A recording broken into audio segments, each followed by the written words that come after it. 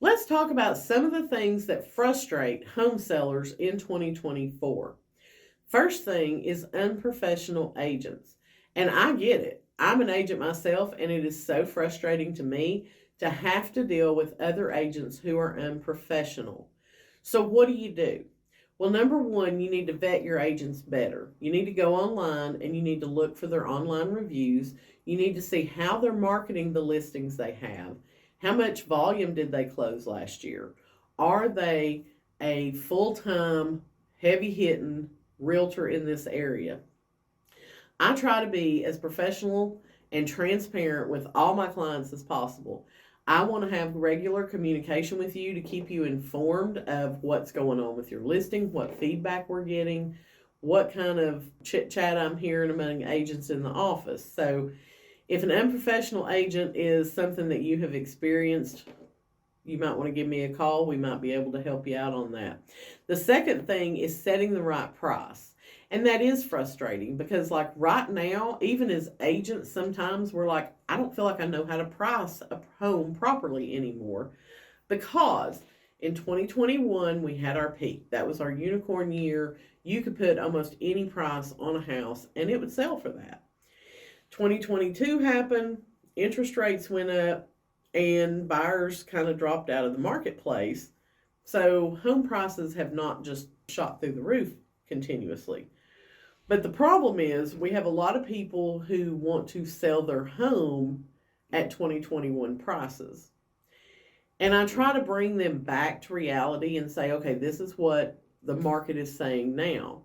Every once in a while, you're going to get that seller who says, well, I understand what you're saying, but I just want to try it at this price. And if it doesn't work, if we're not getting showings, if we don't get an offer, then I'm going to agree to lower that price.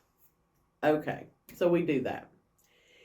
And within 2 days, I have that house under contract at that price. And I'm just like, I don't know how in the world that happened.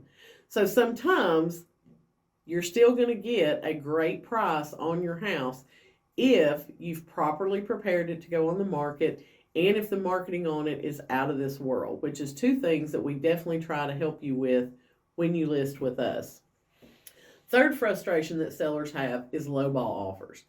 And I totally understand that. It's offensive. You get caught up in the emotion of it. You're offended by the fact that these people offered $50,000 less than what your house is listed at. And what I try to do as an agent is help you take the emotion out of the decision. A line that I often use with my sellers is, it doesn't matter where we start, what matters is where we end up. So let somebody offer $50,000 less. Don't be offended. Don't totally reject their offer. Give them a counter, even if it's $1 less than what you're listed at. You have at least made that effort to counter them and let them know, hey, this is not acceptable to us. You're going to have to increase your offer. Sometimes a buyer's just filling that person out to see how low are they willing to go.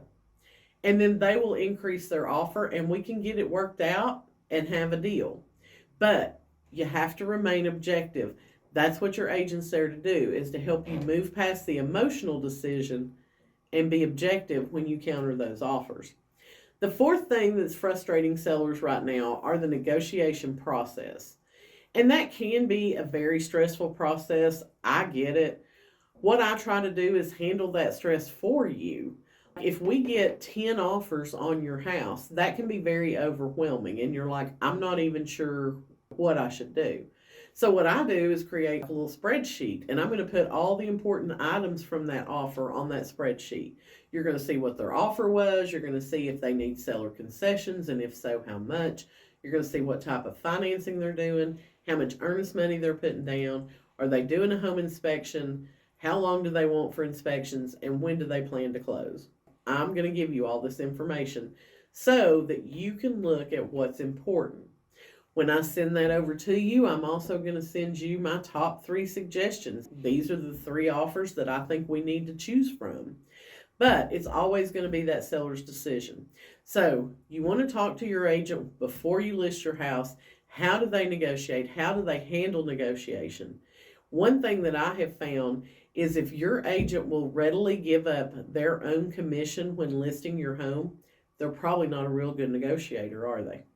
If they can give up their money that easy, how easy are they going to be willing to give up your money? That's something you need to think about. The last thing that sellers are frustrated about is the challenge of coordinating their move out. And especially if you have to sell before you buy and you're trying to do a back to back closing, it's very important that everything works on that exact timeline. And sometimes things don't work on the timeline that we need them to. Sometimes closings are delayed.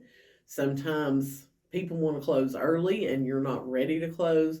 So you need to be able to find an agent that can help you navigate all that, take some of that stress off of you, and give you some options as to this is what you can do to help make this a more calm process. So, whether you've sold in the past or maybe you're listed right now and you're just not having the best experience with your agent, feel free to reach out to me. I would love to work with you and show you that selling a home does not have to be the most stressful thing you've ever done in your life. February 20th, I'm going to be having a seller success seminar here at our REMAX office on Morse Boulevard. If you're thinking about selling and you would like to attend, please leave a comment below and I'll send you the link.